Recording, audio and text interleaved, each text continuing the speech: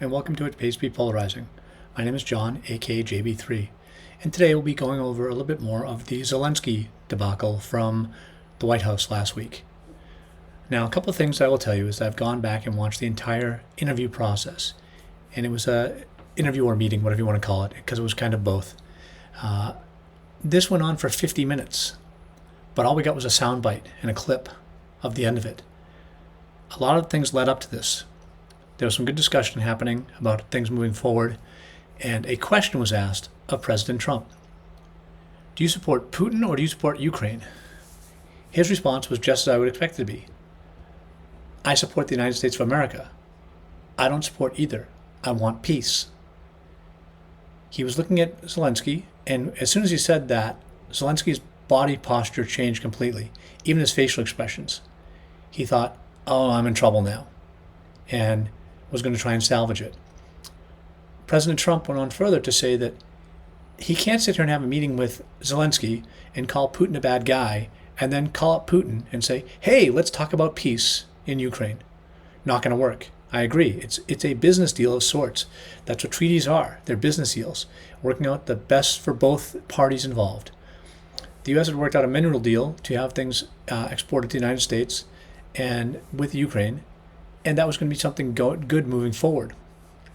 But once Zelensky heard that he doesn't support either Zelensky or Putin, and he supports the United States, things changed, as I said.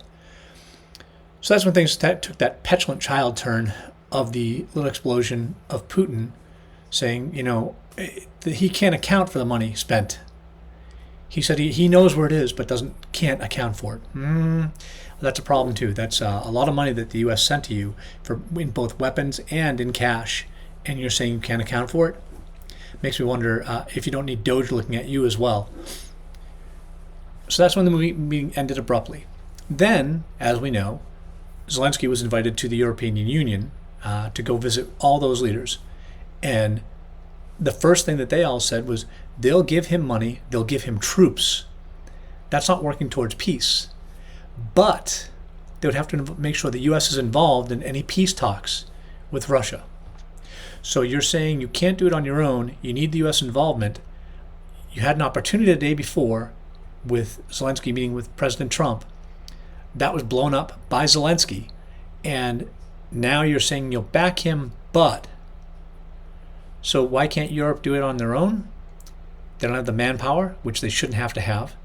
They have tons of Ukrainian citizens in Europe, in France, in Germany, in the Netherlands, all those places that have Ukrainian men of fighting age that don't want to go back to their own country and fight for their country.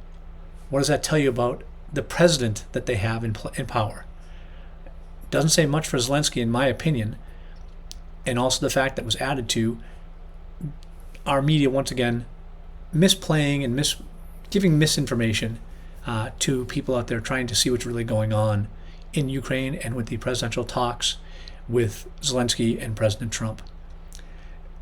We need to get to the bottom of that as well. The media needs to stop being so biased. We need to go against the Fairness Act that was done by Ronald Reagan and go back to reporting as reporting is supposed to be, just the news without a political slant. That's my take on everything so far. I'm sure it will continue. If I get more information, I'll be happy to post it. Please like and subscribe. That helps get my algorithm boosted and gets my information out there. Again, this is It Pays to Be Polarizing. It pays to be polarizing. And this is John, aka JB3. Have a good day.